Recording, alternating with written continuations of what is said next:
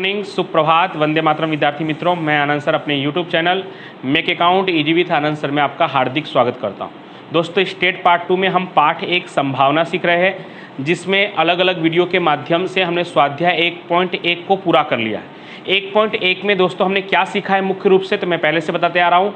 1.1 में हमने किसी प्रयोग का कुल निर्देशावकाश यानी कुल परिणाम क्या हो सकता है, उस प्रयोग के में से चुनी गई घटनाओं का सानुकूल परिणाम या उनका परिणाम क्या हो सकता है, वो सब हमने 1.1 में सीखा है, जो परीक्षा की दृष्टि से इतना महत्वपूर्ण नहीं है, लेकिन कुल परिणाम और सानुकूल परिणाम निकालने की दृष्टि से या उस प्रयोग को सीखने की दृष्टि से बहुत ही महत्वपूर्ण था।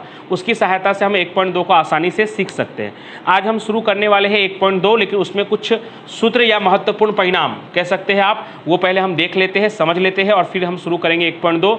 मुझे विश्वास है कि 1.1 के आपने अगर सभी वीडियो देखे होंगे तो 1.2 आपको काफ़ी आसान लगेगा।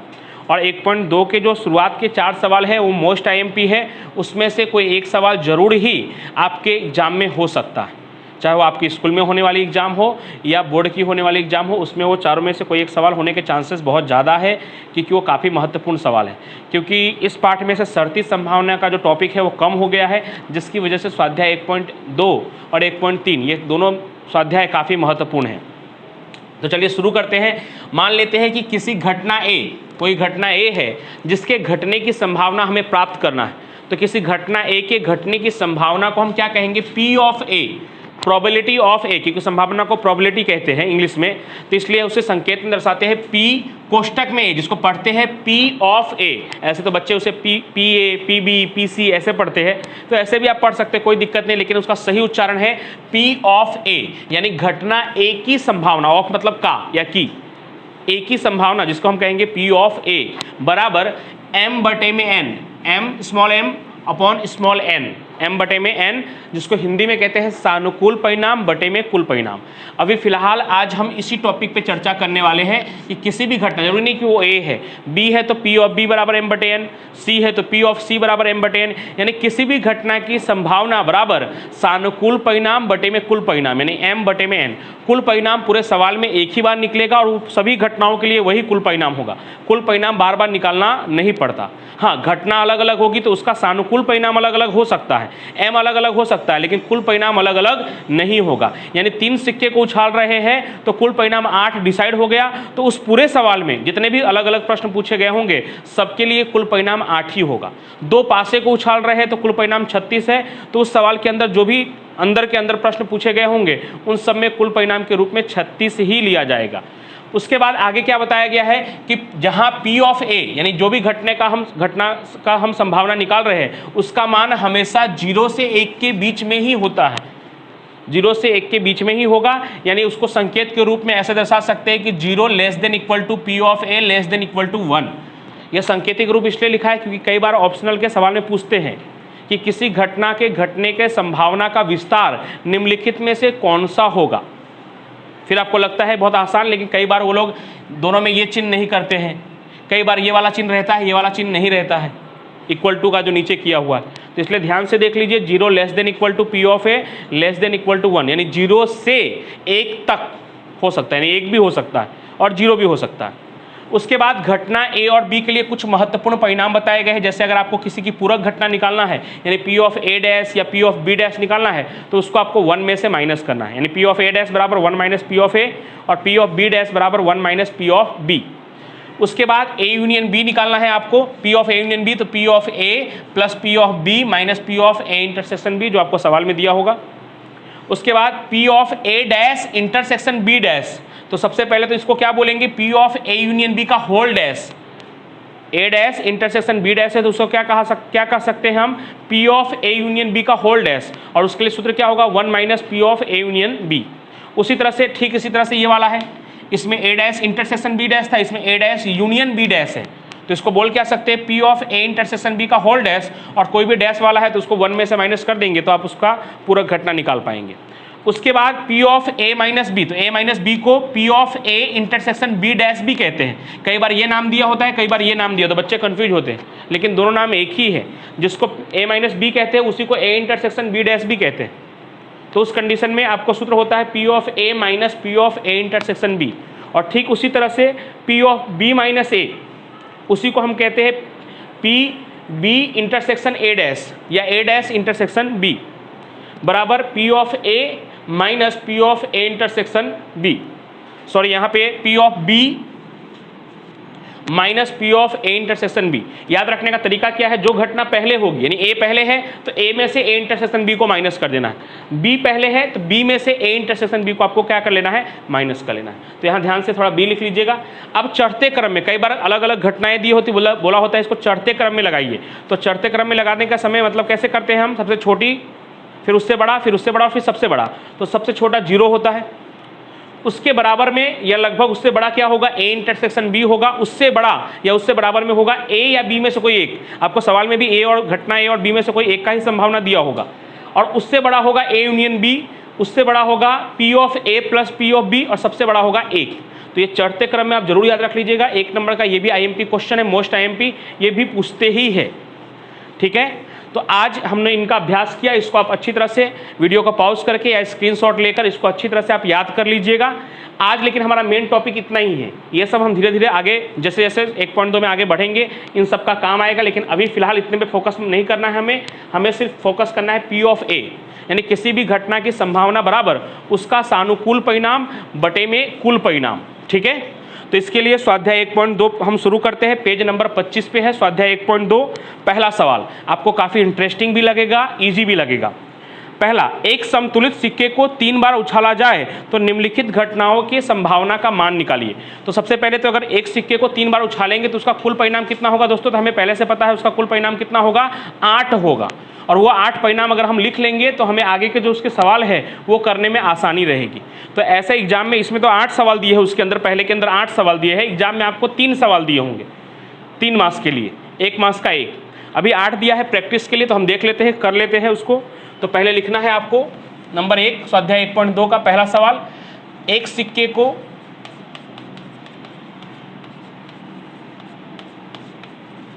तीन बार उछालने पर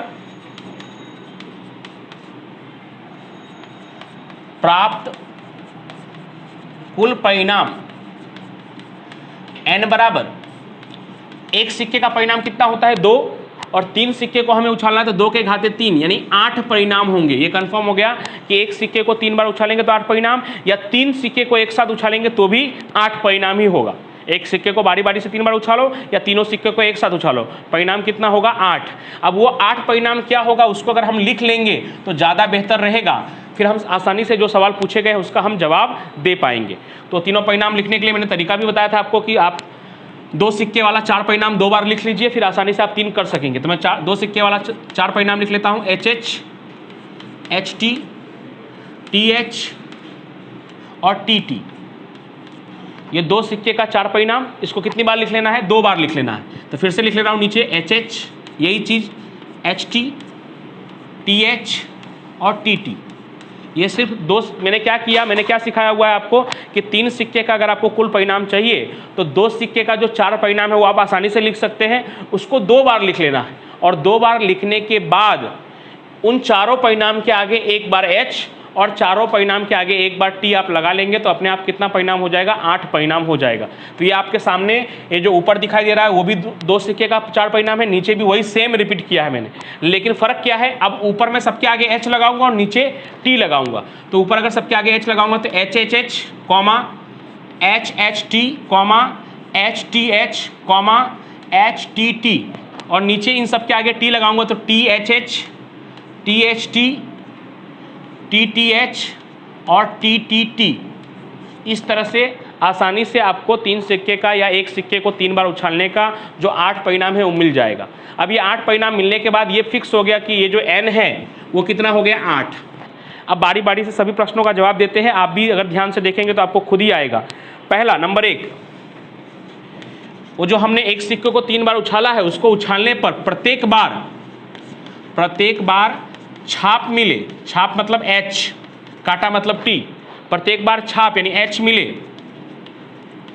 उसे घटना A कहे, उसे घटना A कहे। तो P ऑफ A बराबर M बटे में N। तो अब आप ही बताइए कि तीनों बार हेड ही मिले, ऐसा इसमें कितनी बार आपको दिख रहा है? तो तीनों बार हेड ही मिले, ऐसा सिर्फ आपको एक ही बार दिख रहा है। ये देख सकते हैं आप, एच एच एच, और कहीं पे ऐसा नहीं है कि प्रत्येक बार आपको छाप मिले। क्या लिखा है प्रश्न में? कि प्रत्येक बार छाप मिले, यानी पहली बार भी छाप आए, दूसरी बार सिक्के को उछाले फिर भी छाप आए, और तीसरी बार सिक्के को उछाले फिर छाप आए, यानी तीनों के तीनों बार छाप आए। ऐसा कितनी बार हुआ है यहाँ पर? तो ऐसा सिर्फ एक ही बार हुआ है। कितनी बार में से? 8 बार में से। तो ऊपर आपको लिखना है 1 और नीचे लिखना है 8। तो ये आपका फाइनल आंसर हो गया। कटने वाला होगा तो आप काट भी सकते हैं, नहीं भी काटेंगे तो भी कोई दिक्कत नहीं। तो 1/8 ये आपका फाइनल आंसर। कितना आसान है। हाँ, आप हो सकता है तो आप एक ही लाइन में 2 बार बराबर ना करके नीचे भी लिख सकते हैं, या थोड़ा और विस्तार से दिखाना है तो आप लिख सकते हैं ऐसा कि प्रत्येक बार छाप मिले उसे घटना ए कहे तो ए का सानुकूल परिणाम m बराबर 1, और फिर नीचे लिख सकते हैं P ऑफ A बराबर m/n 1/8। लेकिन इतना डीप में जाने की जरूरत नहीं है, क्योंकि 8 प्रश्न दिए हुए हैं, या 3 प्रश्न, एक प्रश्न का 1 ही मार्क्स है, तो इतना इनफ है, बहुत है। दूसरा, एक भी बार छाप ना मिले, एक भी बार छाप ना मिले तो लिखेंगे एक भी बार छाप यानी H न मिले उसे घटना B कहे, उसे घटना B कहे तो P ऑफ B बराबर, फिर से वही सूत्र, सानुकूल परिणाम बटे में कुल परिणाम m/n। क्या लिखा हुआ? एक भी बार H नहीं मिलना चाहिए।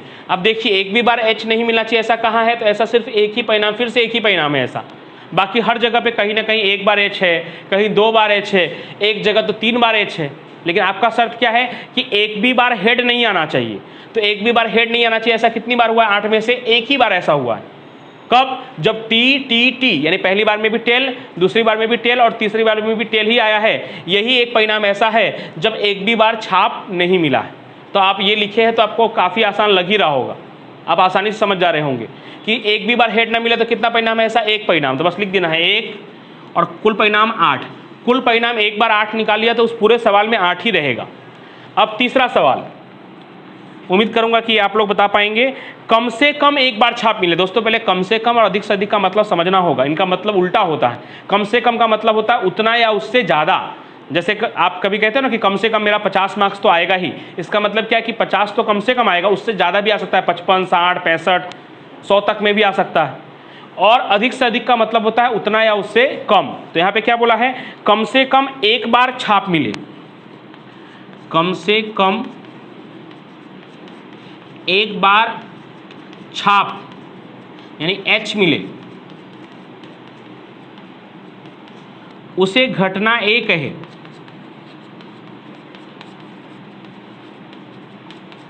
तो P ऑफ A बराबर m/n, कम से कम एक बार छाप मिलेगा मतलब क्या हुआ कि एक बार तो हेड मिलना ही चाहिए, 2 बार मिलेगा तो भी चलेगा और 3 बार मिलेगा तो भी चलेगा। यानी कहने का मतलब ये हुआ कि एक भी बार हेड अगर नहीं मिलेगा तो नहीं चलेगा। कम से कम का मतलब हुआ एक बार हेड मिलेगा तो भी चलेगा, 2 बार हेड मिलेगा तो भी चलेगा, 3 बार मिलेगा तो भी चलेगा। आप 4, 5 मत सोच लेना, आप 3 ही बार मिल सकता, उसके आगे तो मिल ही नहीं सकता। तो कम से कम एक का मतलब एक बार होगा तो भी, 2 बार होगा तो भी, 3 बार होगा तो भी चलेगा। तो वैसे कितने परिणाम होंगे? तो वैसे गिनने की जरूरत नहीं, वैसे 7 परिणाम होंगे। ये जो टी दिख रहा है, इसके अलावा बाकी सभी में आपको ध्यान से भी देखने की जरूरत नहीं है। नॉर्मली भी आप नज़र घुमाएंगे तो आपको कहीं ना कहीं एक बार, कहीं 2 बार, कहीं 3 बार आपको H दिखाई देगा ही। यहाँ पे शर्त बस इतनी ही है कि कम से कम एक बार तो हेड यानी H का चेहरा आपको दिखना चाहिए, H दिखना चाहिए। तो सिर्फ एक यही परिणाम ऐसा है टी जिसमें एक भी बार H नहीं मिल रहा है। तो कम से कम एक बार मिल रहा है, ऐसे कितने परिणाम है? तो ऐसे 7 परिणाम है। 8 में से एक बार ऐसा नहीं हो रहा है, मतलब कितनी बार ऐसा हो रहा है? 7 बार ऐसा हो रहा है कि कम से कम क्या होगा? एक बार H मिलेगा। तो m/n यानी कितना? 7/8। तो ये आपका फाइनल आंसर हो गया। उसके बाद चौथा सवाल, एक से अधिक बार काटा मिले। चौथा सवाल में क्या बोला गया है? एक से अधिक बार, एक से ज्यादा बार, एक से अधिक बार काटा यानी टेल मिले उसे घटना, लाइन से हम नाम दे रहे हैं ABC। तो अब कौन सा नंबर आएगा? D।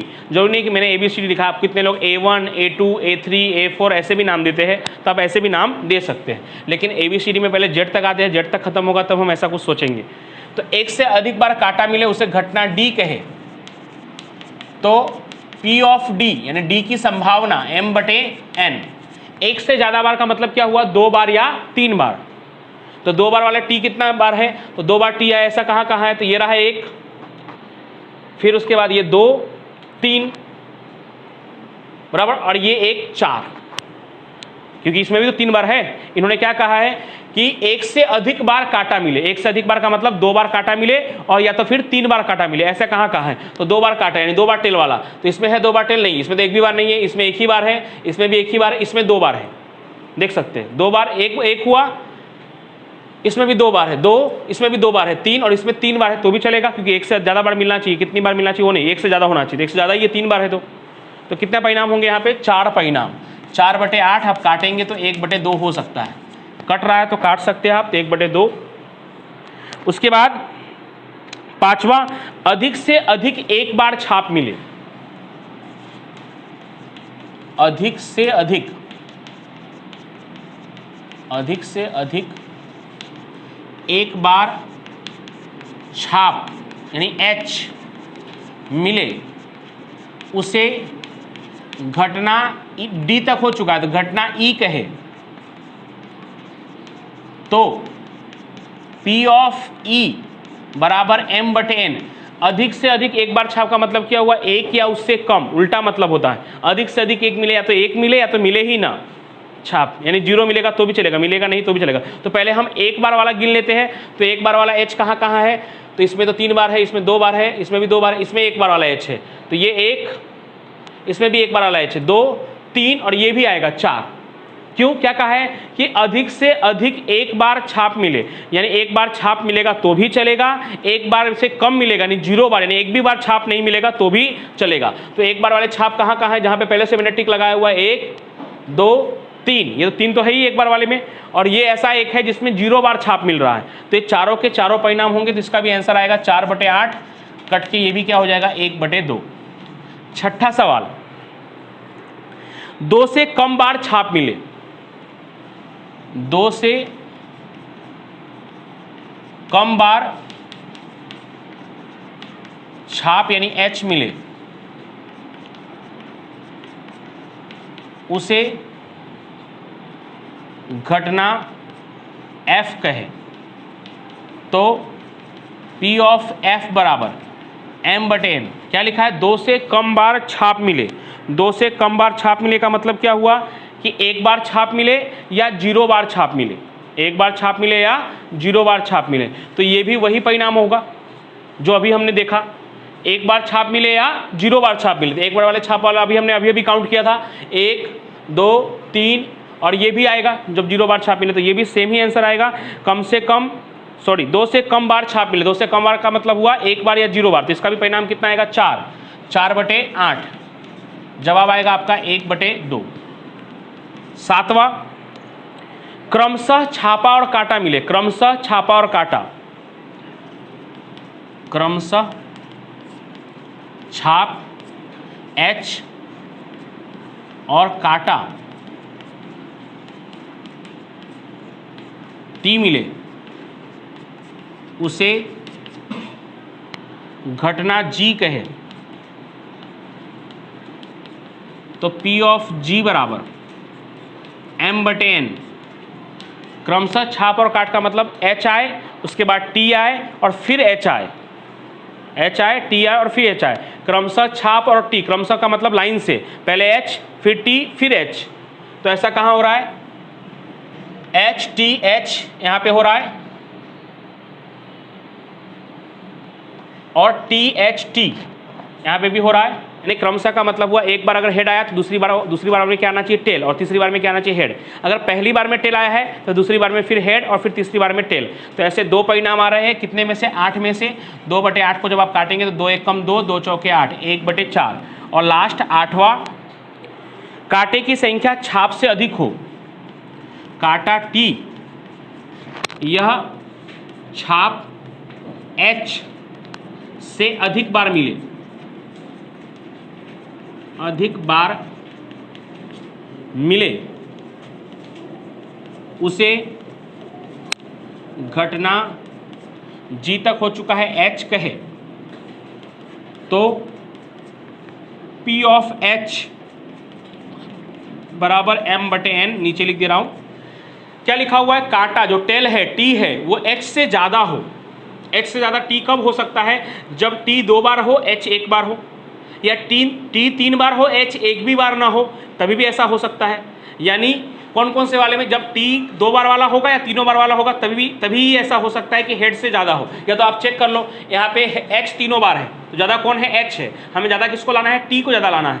तो T यहाँ पे भी नहीं है, H ही ज़्यादा है, यहाँ पे भी H ही ज़्यादा है। यहाँ पे हो सकता है HTT, तो यहाँ पे टेल 2 बार है H 1 बार है। क्या कहा गया है, जो टेल है वो हेड से ज़्यादा हो। तो यहाँ हो सकता है, यहाँ हो सकता है, यहाँ हो सकता है और यहाँ हो सकता है, जिस पे आपने पहले से टिक लगाया हुआ है।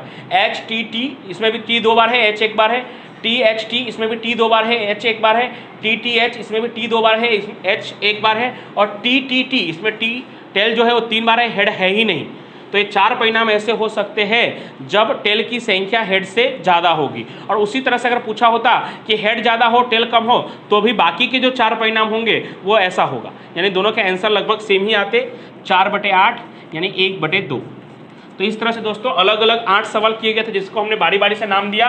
पहले वाले को घटना A, उसके बाद दूसरे वाले को हमने घटना B कहा, और तीसरे वाले को यहाँ पे मैंने भूल से घटना A लिख दिया दोस्तों, तो आप इसको सुधार लीजिएगा, घटना C कहे तो P ऑफ C, ऐसे आप A भी कह देंगे तो कोई दिक्कत नहीं, लेकिन हम लाइन से नाम दे रहे थे तो पहले वाले को A, दूसरे वाले को B, तीसरे वाले को C, फिर लाइन से ही लिखा, चौथे को D, फिर E, F, G, H, ऐसे लाइन से नाम दिया। तो अगर आप कुल परिणाम लिखना सीख गए हैं तो ये सवाल कितने भी बड़े हो, ऐसे इतने बड़े एग्जाम में नहीं पूछे जाते। एग्जाम में कोई 2 या 3 घटना आपको रहेगी 3 मार्क्स के लिए, तो आप आसानी से जल्द कर सकेंगे। फिर अगले वीडियो में हम आगे का क्वेश्चन नंबर 2 और क्वेश्चन नंबर 3 को पूरा करेंगे। तब तक के लिए बाय।